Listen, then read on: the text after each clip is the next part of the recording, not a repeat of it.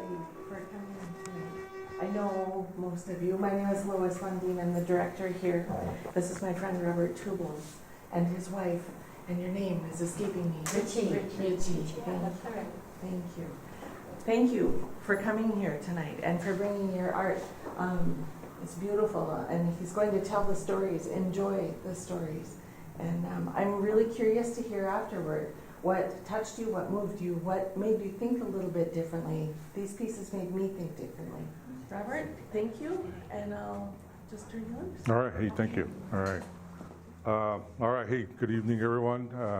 It's good to see the folks that showed up. You know, thing with the arts, just anything like with music and art like this, you know, the attendance is, you know, varies.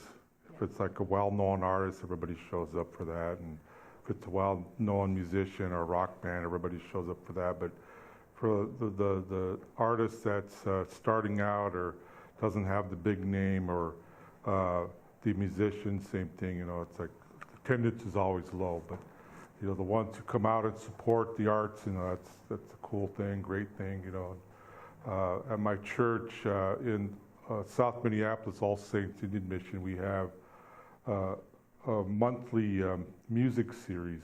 So every third Saturday we invite musicians to come in to play, and we find that the audience varies. You know, sometimes it's just a handful, sometimes it's a lot of people, and you know, and we're just one way to support the arts. You know, to give these musicians a venue to play their music, because you know, they just want to play. They want people to listen to their stuff, and that's what it's all about. And for me, music is really integral to not only my spiritual walk, but also with my art.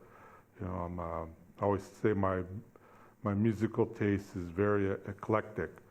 So I'll listen to anything from you know, the classical to jazz to rock to heavy metal to punk rock, and just whatever grabs me and holds me, I'll listen to it. I'm one of those individuals who gets into the, you know, having a stereo system. I still buy CDs and albums, and I still listen to it, and it's always been a big part of my journey. So that's my plug for the arts. You know, with the work you see here, this is probably the last 25 years of what I've been doing, like different periods of time. You know, nowadays I'm doing stuff a little differently. Things that I'm working on, you know, mostly been trying to experiment more into the watercolors again. I used to do watercolors way back in the 90s. Did one of my great grandmothers. It was from a black and white photo, so it was more realistic, and I was working with watercolor. And it turned out pretty good enough to where my dad really liked it. And he says, "There's Grandma," so he put it up on his wall. And you know, he recently passed away a few years ago, so I inherited it, my painting back. So I'll have it back in my fold or my collection. So and then I've done other things in the past too. My training as an artist is I've done coursework, taken classes, whether it's, you know, painting, watercolor. I spent some time as an apprentice with a sign painter in Washington, D.C. back in my early 20s. Did that for 3 years, so I learned the trade. I actually worked under somebody as an apprentice, so I learned how to do sign painting and calligraphy, and put the pen down for a while on the brushes. So I'm just now trying to force my way to get back into that now, because it's something that's really never left me, is the sign painting and, you know, the hand lettering and things like that, and just experimenting and working with art. My wife and I, you know, we spend a lot of time viewing art. So most places will visit, we'll check out a museum, an art gallery. Sometimes we actually make the trip just to see something. So, we went to one place, and if you ever been to Pittsburgh, Pennsylvania, there's the Andy Warhol Museum there. If you like Andy Warhol, visit that museum because it's phenomenal. And it's one of my favorite artists. And then there's, we were just in Washington, D.C. not long ago, so we visited the East Wing Portrait Gallery. I always like going there, just looking at the art. Good stuff there, great art. We've seen, and if I look back in the past 30-some years, we've seen some amazing shows, and it's because we just got out and started checking things out. And for me, that's a real spiritual experience to see this other art and what it does to me, what it says to me, how it informs me, and how it informs my art as well. So looking at art is a really great thing. If you go in with an open mind, I think it'll say something to you, and it's your own interpretation. I tried to not listen to the art critics. They'll tell you how to look at a piece and all that. Try to shut them out and just say, what is that piece saying to me? Just a little bit about each piece. Like I said, these are the last 25 years. So start with this one. This was done in 2009. It was I was invited with some other Native artists down in the cities to take part in a exhibit, and they wanted us to do self-portraits. This is probably the second time I've done a self-portrait. It was really hard for me to do because, one, it's like there's something narcissistic about doing a self-portrait. Like, oh man, you gotta paint yourself, you gotta make yourself do all these different things, how am I going to do this? Do I make myself like a superhero or what? And there's all these different, thoughts coming through my brain. And so I came up with this piece. So this is titled "The Chief Who They Want Me to Be," and that's a play on different things that I've encountered in my life and my journey. So I lived in Washington, D.C. for 11 years, and then attended seminary, New York City, and then lived in Los Angeles for a number of years and came to Minneapolis. So along the way, I meet people, different people. They have, some people are real excited to meet me because I'm Native. Some people are extremely excited to meet me because I'm Oglala Lakota. Other folks are just like, whatever. But I remember one time, someone said to me, I love your profile, and I was like, oh, like the Indian nickel, so that always stayed with me. Then someone else said to me, you look really good in a headdress. I said, oh, because I'm Native, and all this, because the way I look, so that stayed with me.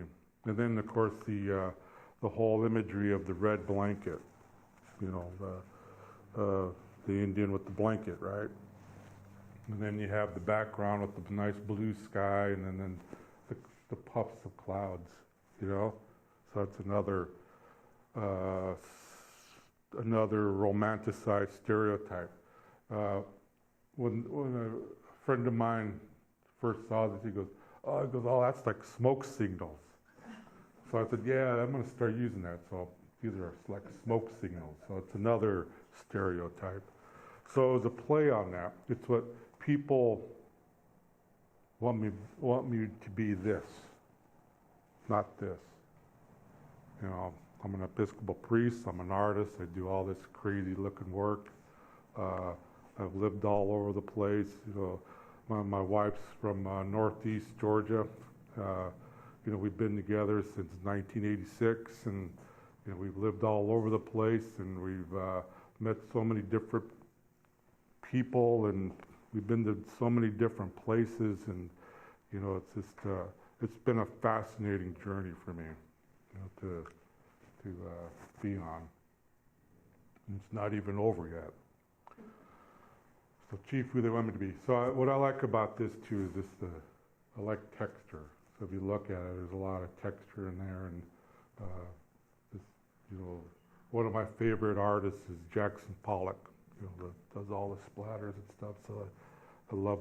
If you ever seen his stuff up close, it's all splattered, right? And people say, "Oh, I could do that," or kindergartner could do that. So well, if you go look at it real carefully, I don't think so.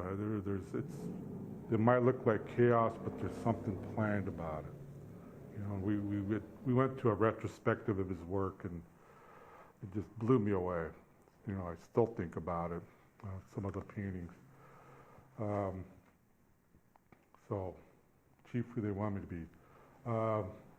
This one here is called "Whatever Happened to Johnny Blackfeather." I've been telling a couple times about this. The story behind this is that, again, it was another art exhibit I was invited to be part of in Minneapolis, and they wanted us to do something like, if I remember correctly, it's like something about the city, about the urban native experience. So this is a backdrop cityscape of Manhattan. So if you're standing across the river looking west, that's the cityscape. So Johnny Blackfeather was somebody my mom knew growing up. And when I was living there in New York City, she says, "Hey, if you ever get a chance, look for Johnny Blackfeather." So she told me about the guy. He grew up when they were kids, and then he had left. I don't know if he joined the service or what, but somewhere along the way, he ended up in New York City on the streets, and he was a chronic alcoholic. So I kept my eyes open. I was looking for this guy, and of course, never found him or saw him because that's a city of millions of people, and the homeless there, it's a great number. And he died there in New York, and I don't know if they brought his body back or if he's buried there in the Paupers Cemetery or whatever. But he passed away probably about the time we were there. And so this image really speaks to all the native folks that I've met along the way who are on the street. Whether they're in the throes of their chronic alcoholism or their substance abuse, drug abuse.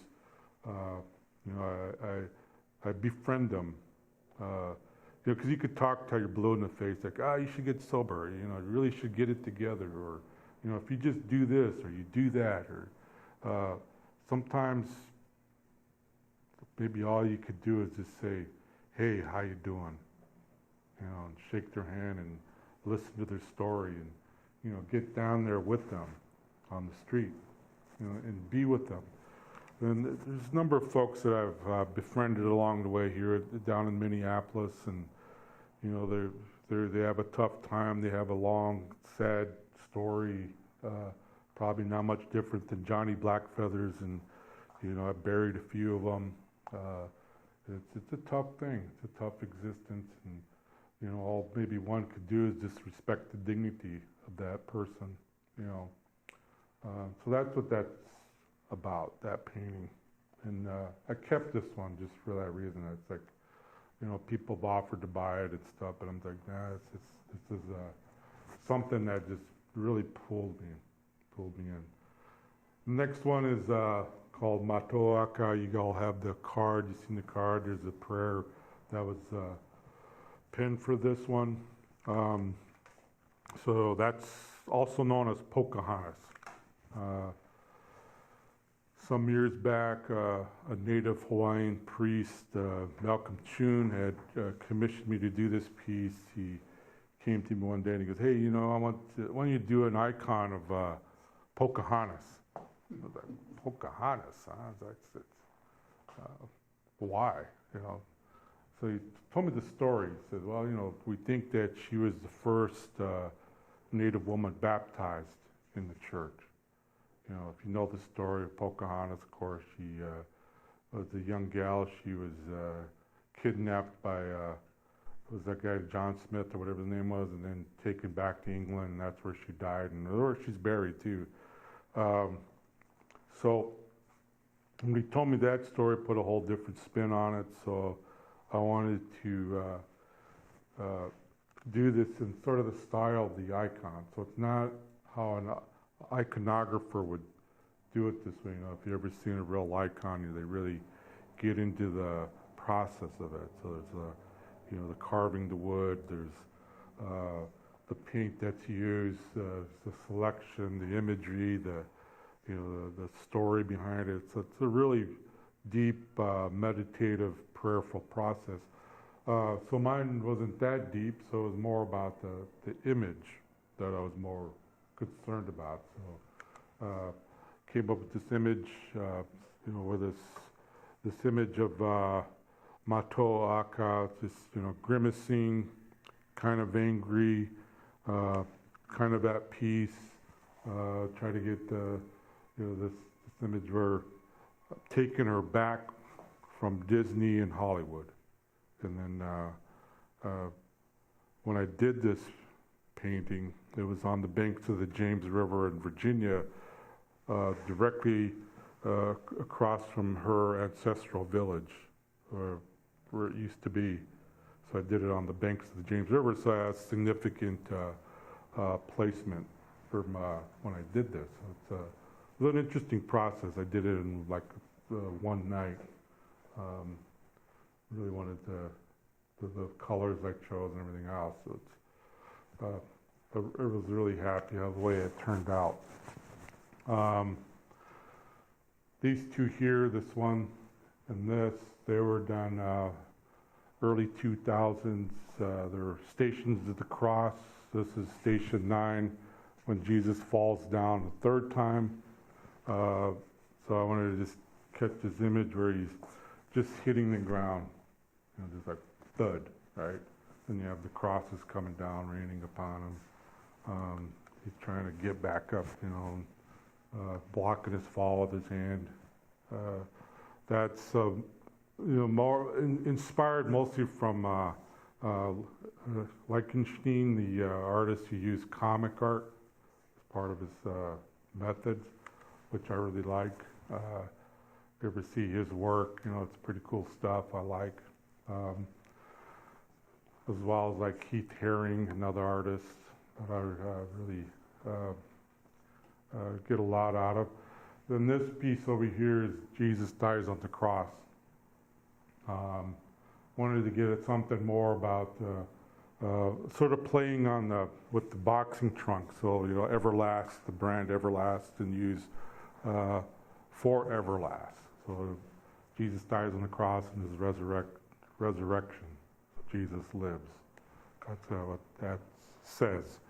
And of course, get the spikes on the wrists and on the ankles. That's how they say probably how he was hung on the cross, according to some accounts. There again, it's in that style, the comic art. Then finally, these are the ones on this wall. Those were done in 2018 during my sabbatical. The middle piece is Black Elk. Black Elk was, as I was explaining earlier, he was Roman Catholic. There's a book about him called Black Elk Speaks, written by John Neihart, and it talks about his vision, great vision he had, and about the seventh generation coming back into the flowering tree, the seventh generation. Then it's kind of a renewal. About when I was doing this piece, they were pushing for the canonization of him into sainthood by the Roman Catholic Church. And right now, I think it's still in that process, but they'll probably make him a saint at some point. He was, from what they say, he was really a interesting fella. So, he grew up traditional ways, became Roman Catholic, worked in the church, brought a lot of people to the faith. When I did this one, I was in Taizé, France, during Lent. And then, so the halo circle behind him is actually the moon. So you could say, yeah, it looks like a halo too, but it's actually the moon. So when I arrived to Taizé, it was the full moon, start of Lent. So just after Ash Wednesday, arrived there, thinking about the image I wanted to capture, black elk. And then when I had left at the end of Holy Week from Taizé, it was another full moon, so I was there for that duration. And I got these pieces together. On the side, that's a good red road that Black Elk would always talk about. And on the side it says, "Wo washake ki shloyapo, o wawaha he," which means know the power that is peace. So that's a quote that if you visit the Little Bighorn sign in Montana, they have that there. And that's a quote attributed to him. And I always liked that quote. It's powerful. And he was talking about, peace. It's something that it's a big part of my work in ministry as a peace is peace and reconciliation. So thus, when with the Taizé community in France, that's what they're all about, reconciliation. My journey has been about reconciliation and peace, working with people, regardless of what other religious affiliations, their politics, their wherever they're at. It's like I try to keep an open mind, and if people are willing to work with me, then that's a great thing. So I'm willing to work with them. Oh, the hand. So on Black Elk, so you see his hands like this. That means in native sign language, that means all is good. My dad's grandfather, who was same generation as Black Elk, his name was Comes Again, he communicated in the native sign language. So that was kind of like how they would communicate with different tribes. It was like kind of like the language everybody knew. So they would speak in that way, the Indian Sign Language, right? So he knew that, and he said every time he would see him, he'd say, all is good. That's what Black Elk's saying right there. Cross is, so that's, wanted to find, so Black Elk's dressed more in like the contemporary dress. He's wearing like a overcoat or something, rather than, like the buckskin and all that stuff like we'd want him to look like. And so he's either wearing a cross or the cross is floating. That's kind of what I wanted to capture, that image, to do that. And it's not an exact, kind of a rough hewn cross type of thing. So, yeah. And then, of course, the good red road, that's what he always talked about. And, the straight and narrow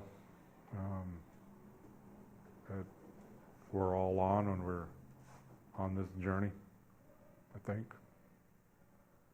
Then the two pieces on the side, those were just, my break from, when I do things like that, it's more precise, precision, harkens back to my days in high school when I was doing drafting classes and working with T-squares and drafting tables and rulers and things like that. So it's real, I do things real exact.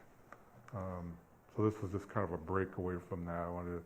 The one on the left, I wanted to make it look like a hide painting, which I think that looks pretty good. It looks like a hide almost. And the one on the right, that's wanted to capture an image where the four direction crosses are sort of floating in space, and it sort of goes in, sort of the way the background sort of takes it in. So to me, it looks like it's floating. That's what I was hoping they convey. So that's everything, Then if we have time for some questions. Yes? Do you teach? Art? Yeah. No, I don't. I'm working on a doctorate in ministry, and my thesis is going to be art and spirituality. I teach, sometimes I'll teach a class on art and spirituality, but that's about it. Yeah. I come from a huge family of artists. We're just, some of my cousins and siblings are very talented. As I make a living off this stuff, I gave it a go back in the 90s, and it's tough to do. You need to have a business sense to do this. Most artists don't. Did you do all the Stations of the Cross? No, I haven't.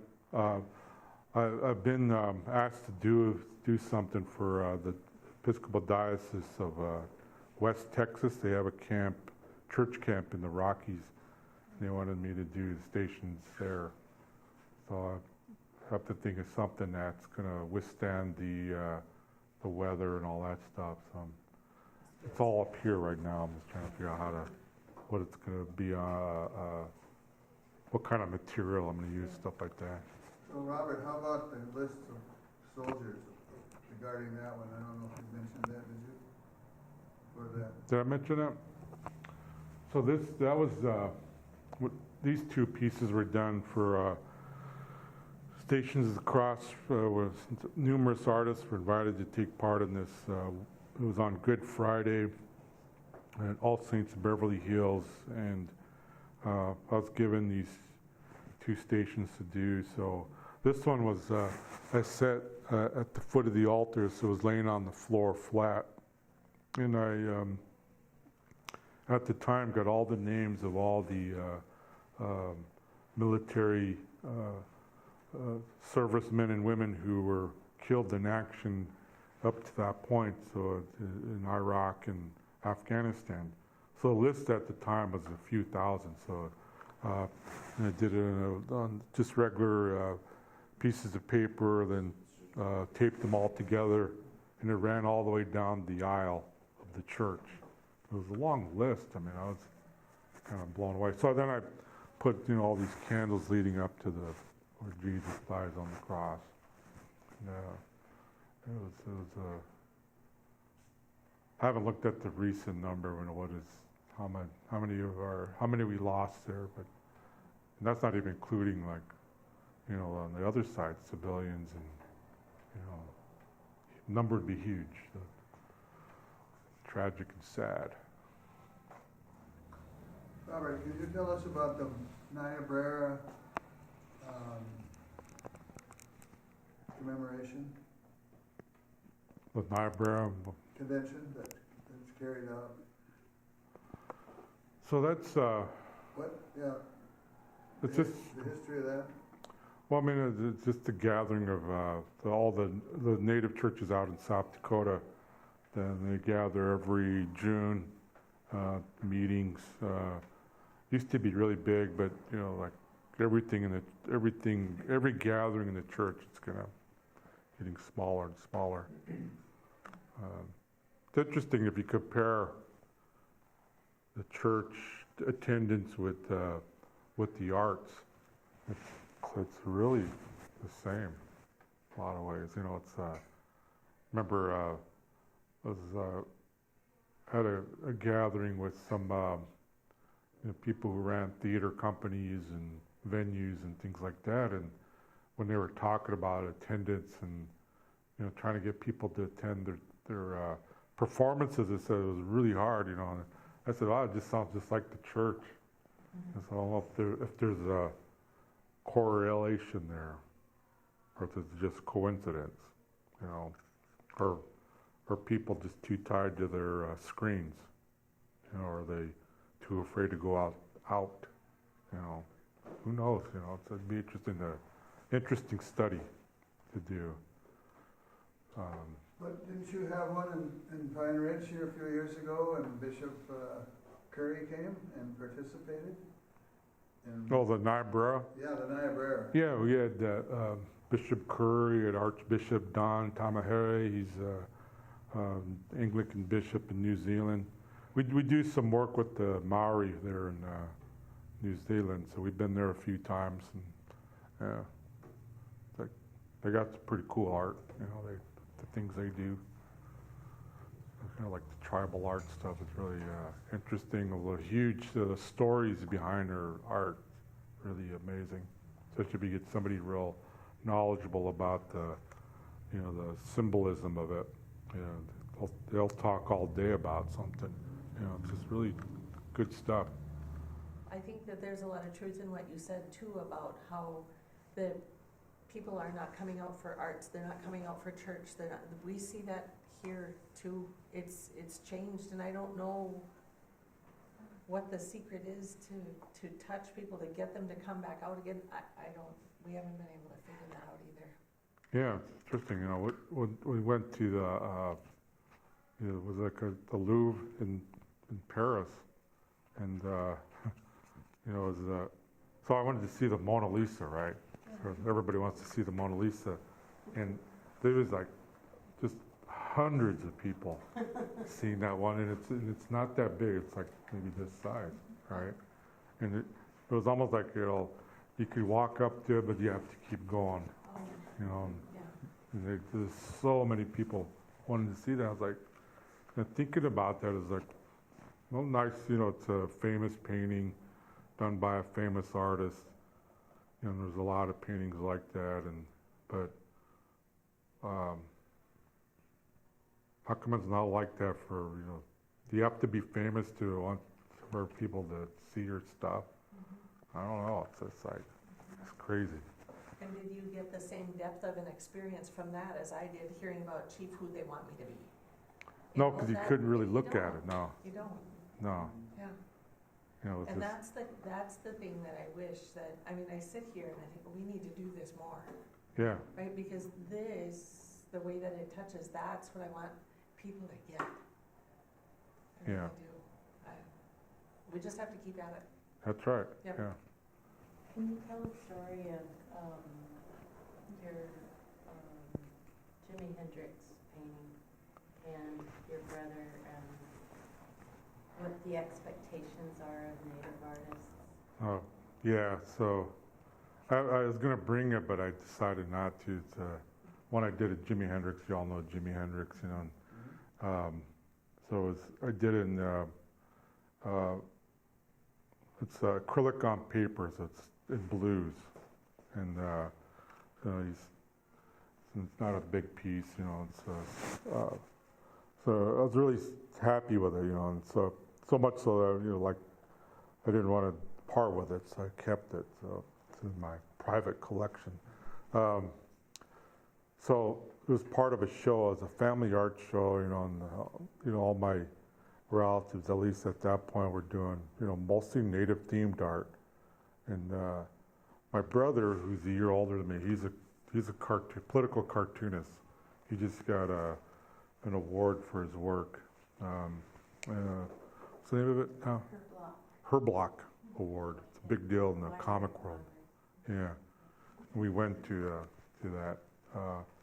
Anyway, he's ever since he was a kid, you know, he was always doing something with his hands. So he's really good and, you know, multi-talented in the arts. And so anyway, they put together this show, family art show, extended family. And so I said, I want to put in old Jimmy in this one, man. And so I was real excited. And my brother's looking at it, goes, that's not, doesn't have the native motif. And I said, well, you know, Jimmy was part native, so that counts for something, doesn't it? So it was part of the art show eventually, but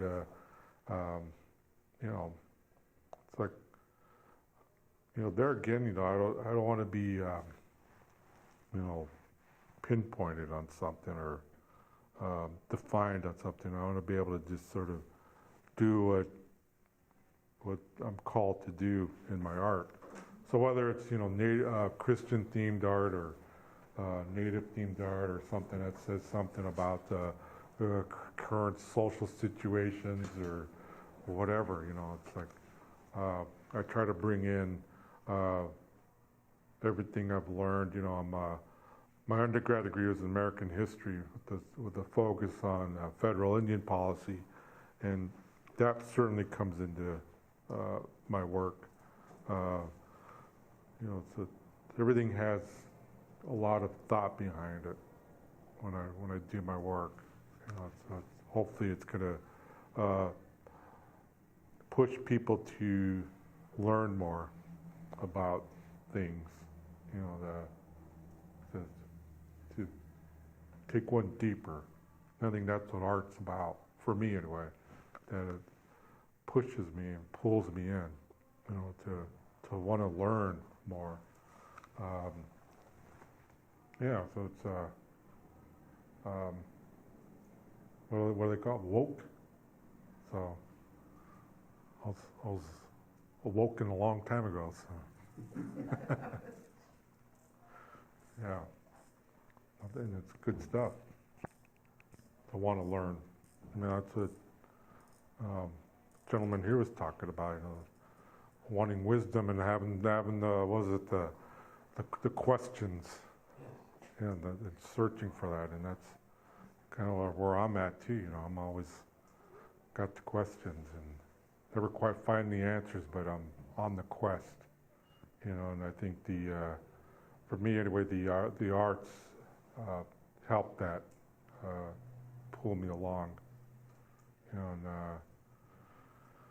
I think in the future, I've done different things. Showed the pictures of the chair I made. I've got into chair making. And that's really was a bucket list thing. Thinking about doing more 3D arts at some point down the road, maybe in retirement. I don't know. Who knows? What doors open with the arts. I loved when you showed me the photos of your chair that you're building, that you started right from the tree. Yeah. That's good. Yeah, chair making is an interesting thing. Back when I was in high school, my parents they were getting some. I think it was the Smithsonian maybe, or it was some magazine, and there was an article about this guy who attended Harvard, and then upon graduation, he started building Windsor chairs by hand. And that just struck me. I was like, oh, that's cool. I want to try that one day. So I put the file back in my mind. And when I did my sabbatical, I was like, I want to try to do this. So I, Googled, chair making Windsor, and this guy pops up, and he's this young guy in North Carolina who's been making Windsor chairs since he was 17 years old. He's in his 30s. So, I sent an email and I asked him, he goes, well, I could put you on the waiting list, I said, all right, yeah, do that, put me on the waiting list. And of course, eventually he got back to me and said, oh yeah, it's going to cost you $1,500. I said, all right, man, let's do this. So went out there, and he was, he had this log about 10 feet, this oak, and we just started splitting it. And there was a few other fellows there, and everything's done by hand, and did the spindles and carved them out with these what do they call those tools now? It has two handles on them, draw blade, and did that, and just fashioned them out, and we did the seat with white pine, carved that out, and put it together, and then you steam the wood and you bend it, and it's just like this really cool process. And and I made this chair, and I'm like amazed by it. It's like, wow, this is cool. I actually did this, and it might seem hard, but or sound difficult. But there was this 11-year-old kid working beside us, and he was making the same darn chair. you know, this process. Because the teacher, the guy was really good at what he was doing. And he's publishing a book on a certain chair, the same sort of, not a Windsor chair, but it's this chair that he found this design made by a chair maker up in the Northeast United States. And he invited me back to take part in this class for free this time. So I was like, sure, I'll get out there. I'll have to pay the $1,500 on this one. And so we worked on this chair for the week, and everything, even the lathe was old school lathe. It was like, you know, ropes and stuff where you have to use the foot and operate it, and you got, you know, there's enough torque in it to turn, you know, and make these spindles and everything. It's really, really cool process. His book is about this, and one thing he says is the more chairs you make, it's like, he used a quote of mine where I said, like, in sign painting, you know, when I was doing the apprentice work with this guy, he had me do strokes of the pen, strokes of the brush all day if I wasn't doing, you know, emptying the garbage can or cleaning the bathrooms. And he had me do this every, you know, like for hours and hours. So and I'd say, how's this look? He'd look at it, he goes, nah, it's still leaning, or it's not good enough. And then at some point he goes, okay, you're ready for the next step to actually do a sign. So I was like, wow. So just like, you know, either by feel, by sight, or whatever, you know it's right. It's just, you know, it comes naturally at some point. So his book should be published soon, and you know, we made this chair, and so I got these two chairs. And when I brought one back, my son, who's has a really good sense of humor, he goes, hey Dad, he goes, when you sit on this chair, it's going to be like that one when Mel Gibson in The Patriot, when he's making all those rockers, and he sits in a chair and it breaks. I said, not this chair. This one's going to hold you up. So. It was a fun process, and you know, it's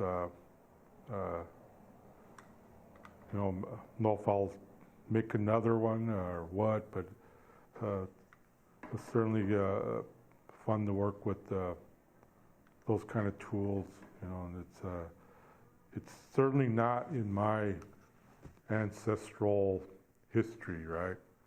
Chair making, you know, we sat on the ground but chairs are an interesting thing, you know. It's like the difference in chairs and stuff like that. So it's, I mean, they're like works of art, kind of. Thank you. Thank you.